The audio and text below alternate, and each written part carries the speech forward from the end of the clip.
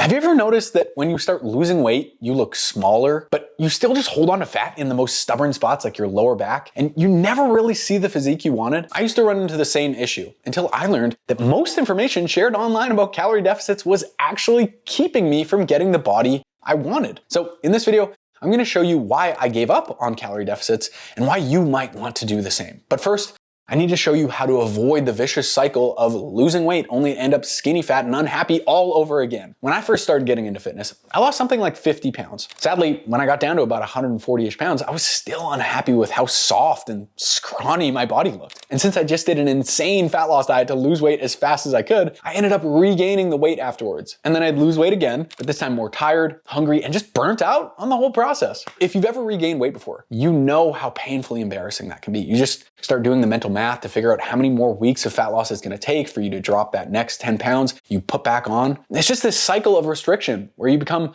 hyper-focused with restricting yourself, getting smaller and leaner, only to fly off the handle again in the opposite direction. And you just feel like all those times you prepped meals, hit your step goal, or you were hungry, those were a total waste of time and effort. And it actually would have been a waste of my time and effort if I didn't learn this lesson from it. Being lean is only temporary if you don't learn how to maintain the weight once you've lost it. The most underrated topic surrounding weight loss is maintenance. Obviously, the videos about big, sexy promises like how you can scorch fat off your body at lightning speed are always going to be the most popular ones, right? But you are short-sighted if you don't learn how to hold on to your new low weight. But how do you do that? Start by having a plan to end your fat loss and maintain your weight afterwards. This can be a date on the calendar when you've decided you're going to stop losing weight, or it can be a goal weight that you plan to hit. Once you get there, you're going to bump your food intake back up to the point where you're no longer losing weight, and you're going to shift into maintenance mode. You should expect to see something like a 2 to 3% bump in your total body weight once you start eating more food, just having some extra carbs,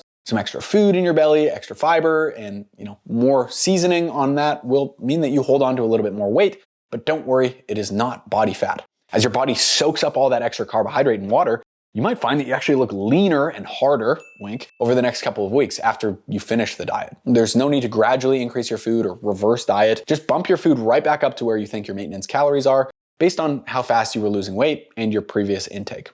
The math for nerds to find that out is as follows. You're going to take the average of your previous 3 weeks of weight data, and then you're going to find the difference between the 3 weeks. Look at the average weekly loss rate, and then multiply that number by 3,500. This is approximately how many fewer calories you were eating each week compared to how many you burn. So you divide that number by 7 to find your average daily calorie deficit. And if you add that number to your average daily calorie intake over the last 3 weeks, that's a good place to start for your maintenance calories. But the real key to maintaining your weight isn't just about getting that number right. Here's what you need to know that will set you apart from being another failed weight loss attempt statistic. This is the National Weight Loss Control Registry. It gives us data from more than 10,000 people who've lost more than 10% of their body weight, and many of whom have kept it off for more than 10 years, which is just an insanely valuable chunk of data for anyone who wants to keep weight off long term. And there's one particular habit that all the most successful people had in common when it came to avoiding weight regain. Get this. Whatever the thing was that helped them lose weight in the first place, they kept doing.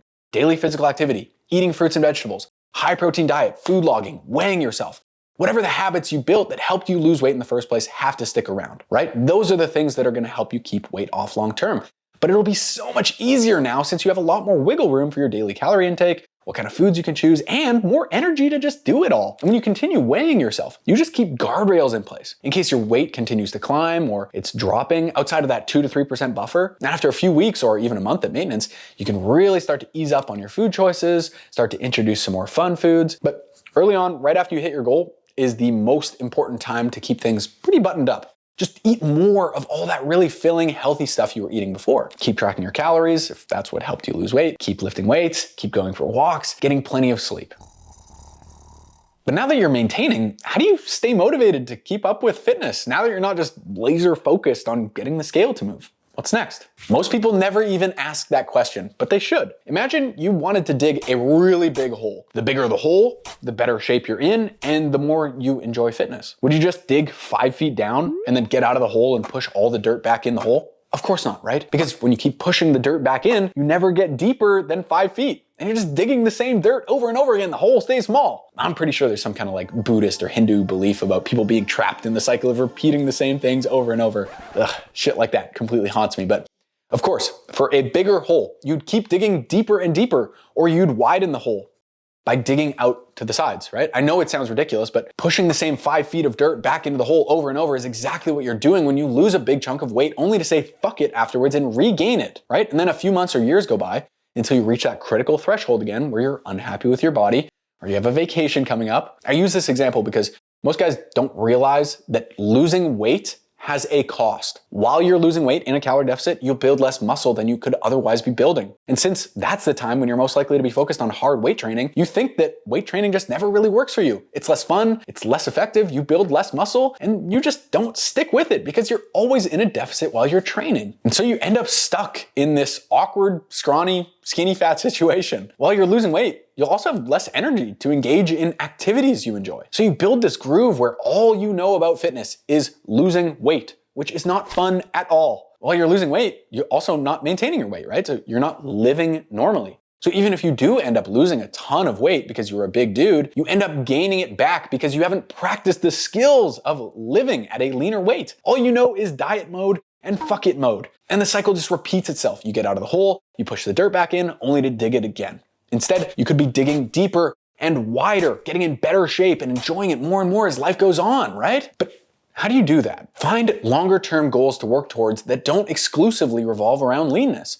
Maybe that's building more muscle and strength. For me, in the past, it was training to build as much muscle as I could and embracing a more thick, fit physique, or hitting my goal of squatting 500 pounds or finishing some hard rock climbing routes here or competing in jiu-jitsu. The crazy thing is that I'm actually incentivized to stay super lean all the time because it makes me look better in videos with my shirt off, right? And that reaches more people, which means I can grow my business and we make more money so my girlfriend and I can eat steak for dinner once a week and go on a fucking dream vacation in Japan. But for real, the goals I've been chasing outside of being lean have actually made fitness something so much more enjoyable for me. And it's not just about restriction anymore. It could be building your fitness for running, hiking, or cycling. Maybe you even find a hobby that doesn't center around your body composition. And when it includes that skill component, it's even more rewarding. Things like pickleball, jiu-jitsu, rock climbing, surfing, right? At that point, your food is just there to support your new healthy lifestyle. And it isn't the primary focus of every single day. And look, you might actually end up needing to lose some more fat in the future, just like I probably inevitably will. Whether you loosened up a little bit more than you planned during maintenance, or you intentionally gained a little bit of fat because you're eating into calorie surplus